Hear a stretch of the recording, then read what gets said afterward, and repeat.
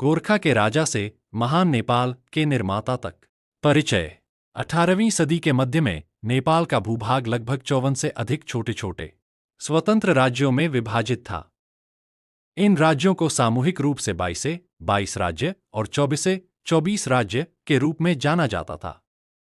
ये राज्य आपस में लगातार संघर्ष में रहते थे, जिससे राजनीतिक अस्थिरता और अराजकता का माहौल था। इसी समय गोरखा नामक एक छोटे से पहाड़ी राज्य में एक महत्वाकांक्षी राजा का उदय हुआ, पृथ्वी नारायण शाह। उनका सपना इन बिखरे हुए राज्यों को एकजुट कर एक शक्तिशाली राष्ट्र का निर्माण करना था। प्रारंभिक जीवन और उद्देश्य। पृथ्वी नारायण शाह का जन्म 1723 में गोरखा के राजा नरभूपाल शाह के घर हुआ था। बचपन से ही उनमें नेतृत्व के गुण थे और वे अपने पिता के साथ युद्ध अभियानों में भाग लेते थे। उन्होंने अपने जीवन का मुख्य उद्देश्य नेपाल का एकीकरण करना बनाया।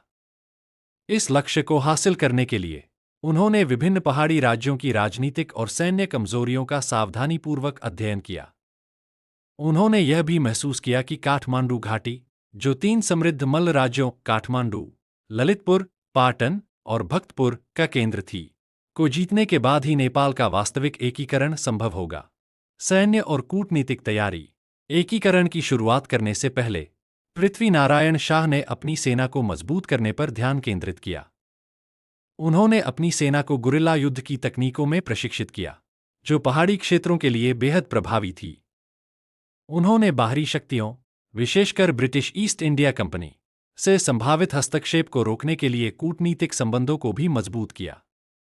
उन्होंने भारत से आधुनिक हथियार और गोला बारूद भी प्राप्त किए। अपनी सेना को प्रशिक्षित करने और अपने सैन्य बल को मजबूत करने के बाद उन्होंने अपनी विजय यात्रा शुरू की। काठमांडू घाटी पर विजय। काठमांडू घाटी को जीतने के लिए पृथ्वी नारायण शाह ने सबसे पहले इसके आसपास के राज्यों को जीतना शुरू किया ताकि मल्ल राज्यों की आपूर्ति लाइनें काट दी जाएं। उन्होंने 1744 में नुवाकोट पर कब्जा किया, जिसे काठमांडू घाटी का प्रवेश द्वार माना जाता था। इसके बाद उन्होंने एक एक करके आसपास के राज्यों को जीता और काठमांडू घाटी को घेर लिया। 1767 में, जब इंद्र जात्रा का त्योहार चल रहा था और घाटी के लोग उत्सव में व्यस्त थे, पृथ्वी नारायण शाह ने काठमांडू पर हमला कर दिया। इस अचानक हमले से राजा जयप्रकाश मल्ल आश्चर्यचकित रह गए और उन्हें भागने के लिए मजबूर होना पड़ा। काठमांडू पर कब्जा करने के बाद उन्होंने एक एक करके ललितपुर और भक्तपुर पर भी विजय प्राप्त की। इस प्रकार 1769 तक पृथ्वी नारायण शाह ने काठमांडू घाटी के तीनों प्रमुख राज्यों पर विजय प्राप्त कर ली, जो उनके एकीकरण अभियान की सबसे बड़ी उपलब्धि थी। दिव्योपदेश और एकीकरण के सिद्धांत। पृथ्वी नारायण शाह केवल एक विजेता नहीं थे, बल्कि एक दूरदर्शी शासक भी थे। उन्होंने एकीकरण के बाद देश को एक मजबूत और समृद्ध राष्ट्र बनाने के लिए कई सिद्धांत दिए। इन सिद्धांतों को उनके दिव्य उपदेश में संकलित किया गया है। इसमें उन्होंने नेपाल को 4 वर्ण और 36 जातियों का एक साझा बगीचा बताया और सभी जातियों के बीच एकता और सहिष्णुता पर जोर दिया। उन्होंने अपनी विदेश नीति के बारे में भी बताया, जिसमें उन्होंने नेपाल को 2 पत्थरों के बीच एक आलू के रूप में वर्णित किया, जिसका अर्थ था कि नेपाल को अपने बड़े पड़ोसियों चीन और ब्रिटिश भारत के बीच सावधानीपूर्वक संतुलन बनाए रखना चाहिए। उन्होंने बाहरी व्यापार को नियंत्रित करने और स्वदेशी उत्पादन को बढ़ावा देने पर भी जोर दिया। विरासत और महत्व।